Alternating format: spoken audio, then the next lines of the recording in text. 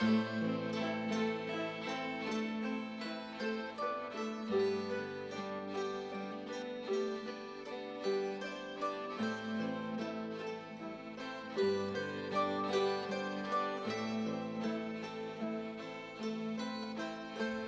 lush green fields of Northern Ireland, a scene which is engraved in the minds and hearts of many senior citizens of Gibraltar.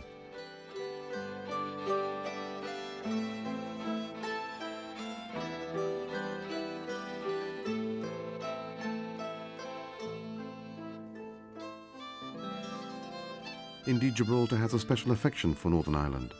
This affection is based on a friendship that was formed nearly 60 years ago through long years of mutual adversity during World War II.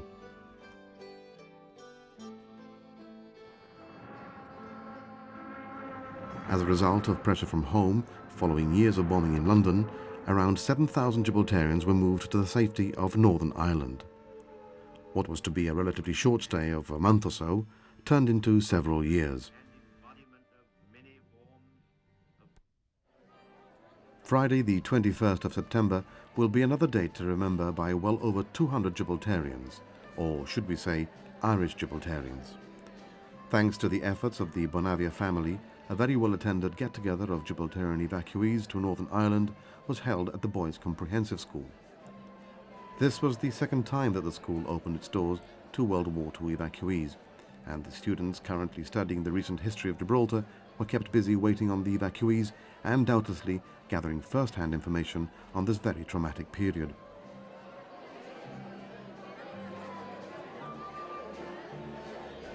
An exhibition of photographs and memorabilia was the focal point of the evening, with each exhibit bringing back bittersweet memories to some and provoking an exchange of comments about their lives and experiences during the long stay in the camps.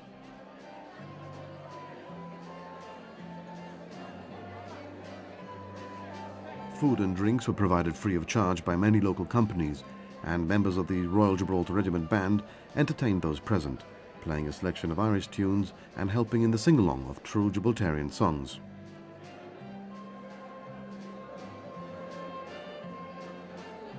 The spirit behind the evening were two cousins, both called José Luis Bonavia. We asked them how all this had come about.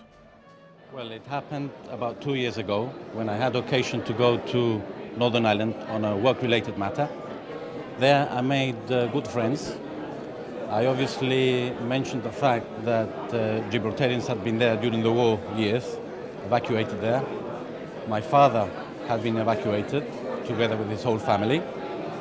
I also mentioned the fact that my grandfather passed away there and he was buried there. Anyway, my friend there took it upon himself to do some research, and on a second occasion that I went there, he took me round to the Ballymena area. He actually took me round to the cemetery, and he actually took me to the burial area where the headstone was still there, which had not been visited for well over 50 years. So I started taking a lot of pictures, especially of the camps as well. I came back to Gib, and I shared my experience with my father and my cousin. So today we are celebrating a reunion here of Gibraltarian Irishmen, shall we say. Joe, yes. How did you manage to get all this going? There's well over 200 people here. Well, people of Gibraltar, I mean, there were over 4,000 people that went to Ballymena, or at least to Northern Ireland, in 1944. And obviously it was very emotional moments for them, so it's quite easy to organize something like this. I gather your father and both your fathers went with you and visited Ballymena and actually were hosted by the mayor of Ballymena. That is correct. It was quite gratifying to see both of them in such high spirits and actually enjoying themselves. It must have been very emotive for them, wasn't it? Yes, yes. I mean, it's once in a lifetime. A lot of memories? Yes, my father was the man with the memories. There were quite exciting moments. My father, for example, if he wanted to see something, he would not give up. He wanted to see the farmer where my uncle used to work, because my uncle passed his driving test there when he was 16 to drive the tractor. And he said, we must see the farmer. And I said, well, you know, uncle was 16, he's 72 today. How old was the farmer? Well, the son was 20 old. I said, my God, you know, it's going to be difficult. But, you know, the persistency paid, and we managed to get to see the man. And the man had a bungalow just beside the farm. And it was such a lovely moment. And those moments, like we say, we're going to take it with us. It's beautiful. You can imagine we're a much younger generation, obviously, and we didn't live through that. But now we can see in their faces here how much they enjoy getting together and exchanging experiences. It must have been a rough time for all of them, especially in the case of your family where you lost a dear one there. Do you think that the Gibraltarians have a soft spot for Ireland? I think they have a soft spot. Obviously, what they remember are the good times that they passed there. I think they tend to forget the bad times. Obviously, they seem to be having a very good time here tonight. Who organised this and how? There's food, music, and a lot of drink. Well, my cousin is a busy man. I've got a bit of more time with the business. I mean, it's not difficult to organise this. The people are very generous in Gibraltar. I mean, for example, on the drinking side, I phoned up John Isola from Anglo Hispano, and he very quickly said, fine, Joe, we'll support this. Then people like Maurice Nieto, he also came. And on the food side, we first of all, I was a bit negative about it, because I said, how am I going to organize this? And I phoned up Pizza Land, and Tony Moreno says, look, Joe, the best way to do this is I'll organize 10 pizzas, the large ones, and we put into pieces, and then you can phone up different people.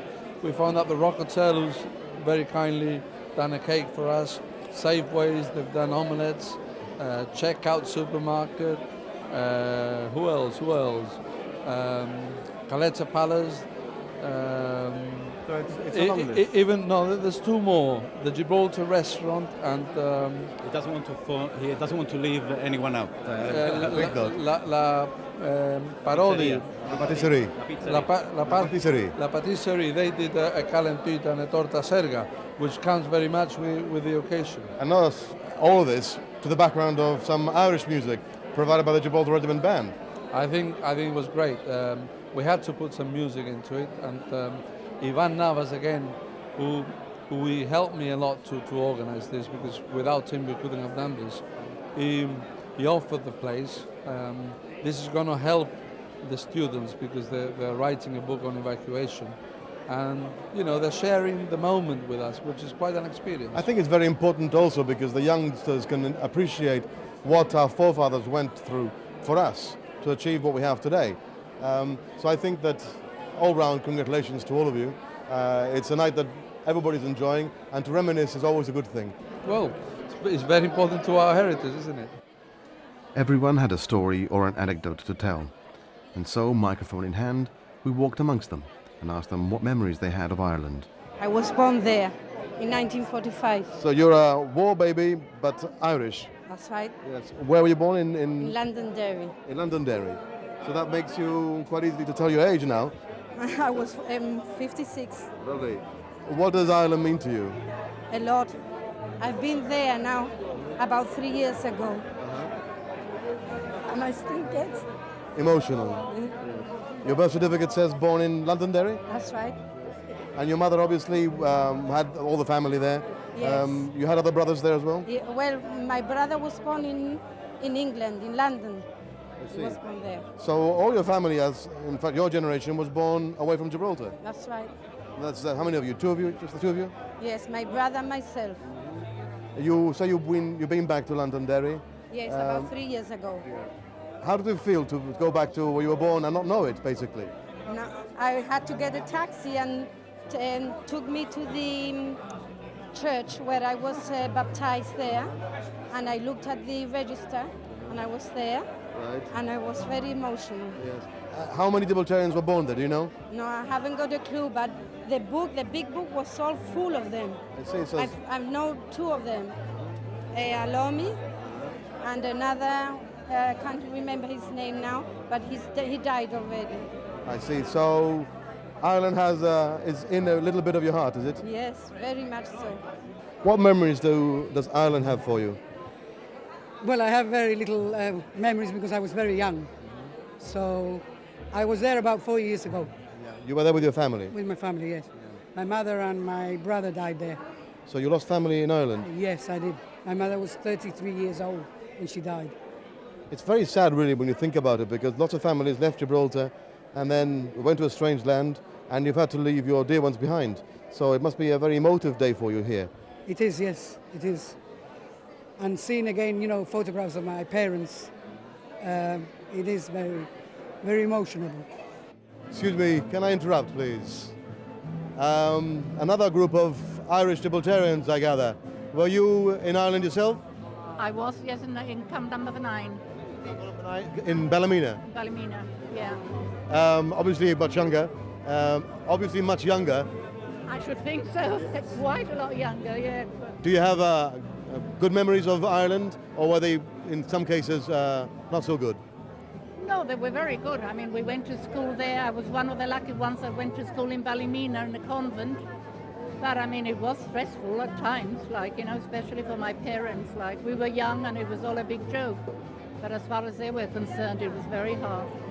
So all in all, I think that Ireland behaved quite well for Gibraltarians. Definitely. We had very good friends.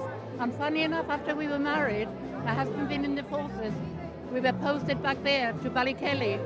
And we went back and we saw some of the friends we had made at the time we stayed there. So, we were lucky. So you've been back there to your Irish homeland, shall we say? Yes. Now tell me, an evening like tonight brings back a lot of good memories, some sad memories as well. How does it make you feel when you see so many Gibraltarians together, having been through the same thing together? It's lovely. It really is nice to see, and how close we can become again, and remember all the good times we had there. Yeah. My grandfather died over there, and he was buried in where was it? Ballymena, no? Ballymena, yeah. Mr. Barabia, can I interrupt here?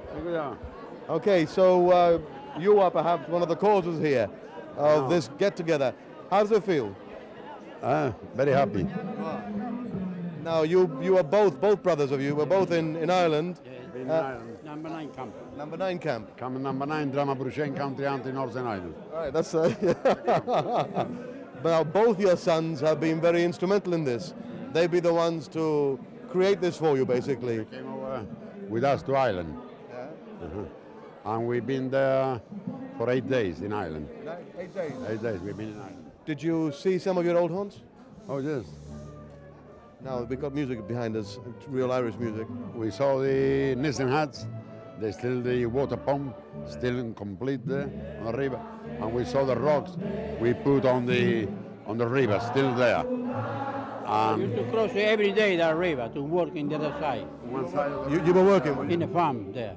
You were both farm hands, were you? I myself, I was working every day. Right. Yeah, you're the one that was 16-year-old and got your tractor license at 16. Yeah. Yeah. I gather you got to see the family that owns the farm again. The old man, he was 84. And he was very, very pleased to see me. Did he remember you? Yeah, of course.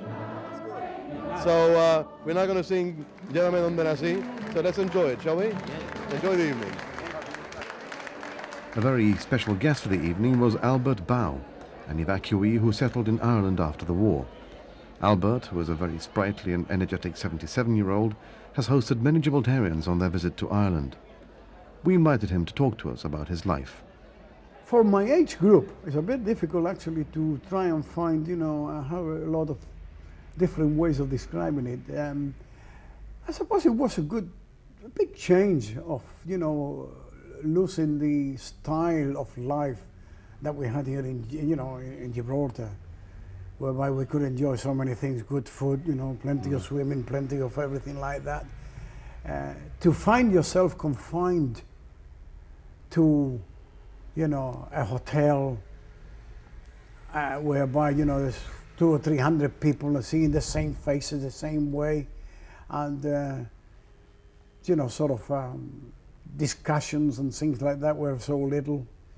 It did actually I suppose, made an made an indentation of us of some kind. But nevertheless, taking into consideration our age group, or the ones of my age group, the 16, 17, 15 mark, it was again an experience and an adventure, because we had, how do I put it? We felt so free from parents. From parents, I see, yes. Probably. As the way we used to live in Gibraltar, it was this question of, who are you going with, where are you going, don't be late, don't smoke. But nonetheless, you were still under threat. Oh yes. I mean, extreme threat. So in that, in that style, I suppose that we thought it more possible. But I don't know. As time went on, obviously, we did start feeling, obviously, we started missing. Homesickness. Oh yes, we started missing home very, very much, because we wasn't in, as you well know yourself, we wasn't in any way fit to exist the winters and the things like that, and the sociability that existed, in within Gibraltar to us, Spain, La Linea, well, I mentioned some of the names, and the trips that we used to go on, that was all, Nonetheless, gone. nonetheless, Albert, an Irish sweetheart changed that for you. Well, yes. As I said, when I am about middle of 1944, obviously, I used to travel. Incidentally, I was one of the lucky Gibraltarians. I did have a job in Ballymena. Oh, right. I was about one of the very, very few. Remunerated job. You were paid for I it. worked for a Ford garage for what they call Kennedy's Ford agency. I got a job with them. I was very popular. I became very popular, let's put it that way. And obviously, in my traveling to and fro work, I met this young lady, which obviously I was so attracted to. And eventually, she got attracted as well. And we actually met and started talking in they used to have a lot of little, how do I put it, festival in the open in Ireland, like farmers, like, get-togethers. Get-togethers and sing a few stalls and things like that. And it was in one of them, actually, that we got talking, and we started making a date. And we started going out together, obviously, for about, I think it was probably about 6 or 7 months, when, as I told you before, we could not see daylight when we would be returning to Gibraltar, due to the fact that we had we wasn't put in the priority list. We had no infirmity in the family. No young children. We had no actual, anyone that was pregnant or children. So you would have been left for the last, shall we say? Which you were, in fact. Well, actually, as you probably well know, I might actually bring in this a bit earlier, but the last Gibraltarians to leave Ireland was in 1948, July 1948. We were 4 years after waiting. They spent in camps. Yeah. So, in waiting. I can't remember who the person was, one of the, I remember meeting him, but I can't remember. That repatriation took longer than that, eventually, yes. That's right. Yeah. So, as I said, my father and I, talked it over quite a number of times. And we already knew from my brother, as was saying, that had gone to Gibraltar because he became in the priority list, that he had a child, or his wife had a child, and was christened in the island. And obviously, he's an Irish an Irishman.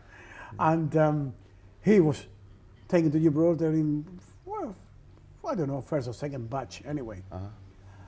And obviously, when he went to the house that we had been living in. Whereabouts was that? He was in Turnbull's Lanes, just above the Rialto Cinema at that time. Yeah. And obviously, he went in despair to see what they had done. Furniture was missing, broken, paper on the walls was torn. Anyway, it was unlivable. He couldn't even live in it. Was the War Department ever made responsible for that?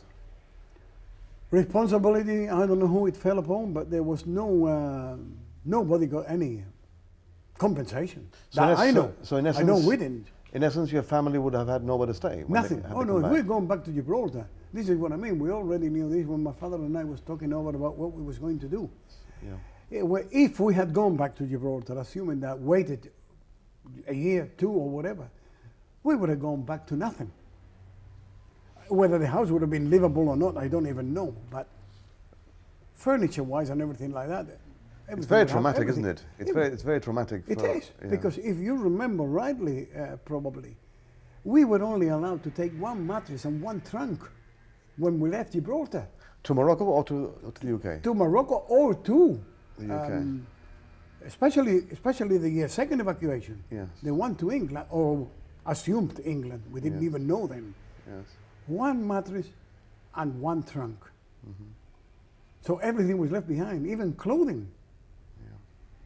So, as I said, we had lost everything. It always makes you wonder what the older generation must have felt like. You are, privy to that information because you saw it happening. What did the parents, think? How am I going to exist from now on? That's right. That's So far correct. as income is concerned, a roof above your head. That's Was there a feeling amongst yourselves, young as you were though, of doom, shall we say, of despair? Well, it was despair and doom because we didn't know exactly what they were going to do with us.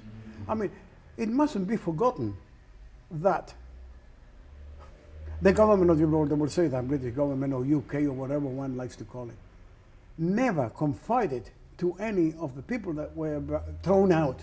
I will use the word because that's what it was, from Gibraltar, what they were going to do with them or not do with them.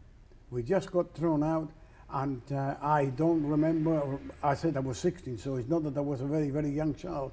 I don't remember ever hearing any kind of comments as to what was to become of us at all, in no way. You settled in Ireland, obviously, then UK, then back to Ireland.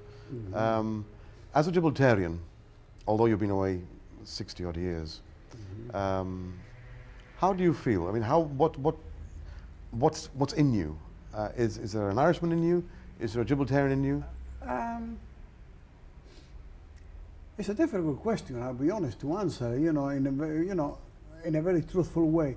Yes, I still consider myself always being a Gibraltarian because of the, past memories. You cannot forget, the whole family and everything that existed in your, in your previous life or your, whichever way you like to call it. But there is one great regret in me that is always with me, and I have spoken to this to some even Gibraltarians. Some have not liked it, that what the government done to us couldn't have been lower than it was. Unpardonable. It is unpardonable. I mean, I could never forget it, I'll be honest. What I seen my parents go through, grandparents and to see them ill and to see them tied up to chairs and things like that, God, we had a reasonable life in Gibraltar, I'll be honest. My father had a very, very good position. My grandfather had his own little business. He had the jaunting cap and horse and that. So, our life was okay, Comfortable. in the middle, Yeah. And we had most of the things that, anybody would want, clothing or anything like that. And then to find ourselves that we're taken away or thrown away with about 2 vests and 1 shirt or something like that in a trunk, you think to yourself, oh hell, what have we become? Well, you're now in Gibraltar. You're about to unite yourself with a lot of ex-evacuees. Evacuees, correct. Yes. It's gonna be quite a night. Yes. How did this come about, Albert? How? How did it come about? How come you're in Gibraltar? It's not your first visit to Gibraltar. You've been here before, obviously, Uh-huh. but in this occasion. Okay, the Bonavia family, 2 brothers and their 2 sons, came to Gibraltar about a couple of months ago. To Ireland. To Ireland, I mean. Yeah. And they was paying this visit actually to go to try and see the grave of the father of a Bonavia, of the 2 brothers. Now, I was contacted by a friend of theirs, which had been in Gibraltar. I can't remember his name, but I can probably get it from No Joseph problem. tonight. He rang me at home in Ballymena and told me that they would like to see me with connection of the Bonavia family coming over, and they would very much appreciate if I could join, and we could go around the camps and around the cemetery and show this and so on and so on. Which I said, yes, I'm privileged, certainly. I said, be a great thing, which we did. Actually, eventually when they came, we met, and we had between this gentleman from Belfast and myself, we managed to be able to get a little reception with the mayor and all in the town hall in Ballymena. Lovely. Yeah, we just arranged for, you know, the mayor. I know him well, he knows me anyway. And so we had a little reception. It wasn't big because he was a bit too Hasty. taken up. Yeah. So anyway, in the knowledge of that, they told me that they had something like that in mind of this reunion, and that they would let me know and so on.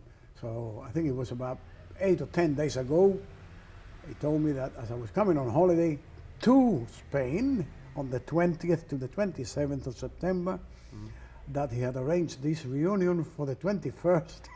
In I Gibraltar. said, oh gosh, even English is tonight. We could have spoken for hours, And, but time was at a premium. you know, that The I would evening be ended like, with okay, some say the words from one of the VIP for them organisers, because José they Luis wanted Bonavia, me to be there and a very special and to, you know, presentation meet the to people Albert. and- Albert, I want to give you the Rock of Gibraltar, which I'm sure you're going to remember, all of us, because I think that's the least we should do, because you really welcome us. And I think also Gibraltarians has an ambassador in Ballymena. Anytime we want to go and visit, I'm sure he is going to welcome you with open arms. Oh, yes, Thank you very that much. comes without saying.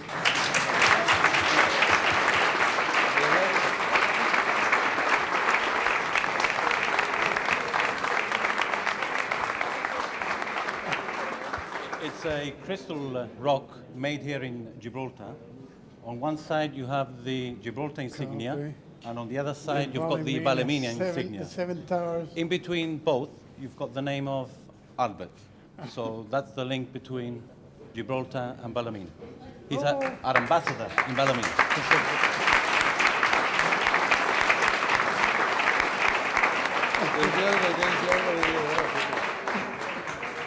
I'll be honest, I don't know what to say. The amount of people that are here tonight is something that I never expected. When Joseph here told me that he was arranging this reunion, I thought that possibly I would just see quite a number of the old people that were in the camps, maybe some of their family. But never, never did I expect to see such a wonderful crowd of Gibraltarians all together, which I'm proud to be one, even though I do live in Ireland. And this presentation, well, I just don't know what to say. I thank you very much. It's really wonderful. And the effort that you've put behind this, well, I don't know. I don't think anybody could equal it. I'll be honest, I don't think so. It's tremendous. And as I said, and really to take one step further, a lady came up to me and said, oh, please, will you come and see my mother? She'll probably stand up in a minute anyway. She said, because directly she seen you there, she said, oh, Lord, I'm my cousin, Albert Bow. And anyway, unbeknown to me, I didn't expect that any kind of family, except my uncle. I thought my uncle would be here, but he's not, which is Elliot Bow. I don't know whether any of you, I'm sure probably most of you know him, but probably he's not been able to make it, obviously. But this lady, anyway, I just told, she's sitting over there anyway. Could you stand up, or even the daughter? Just stand up. She's by the TV there anyway. Well, anyway, she's quite old. But it was wonderful, like, you know, that, yes, very nice.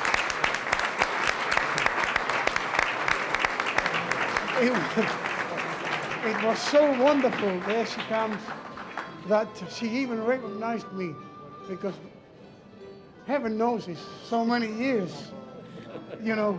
I mean, I left Gibraltar in 1940, and to be honest with you, I didn't even know the lady then. Obviously, my father did, because we were first cousins.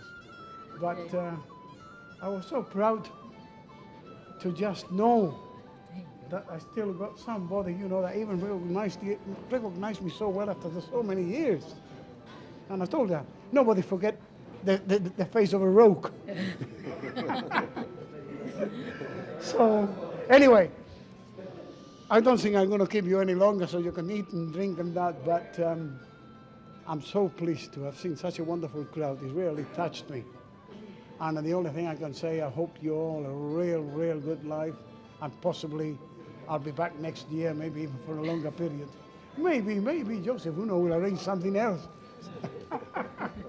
Knowing him, he will. Okay. Anyway, thank you very much all.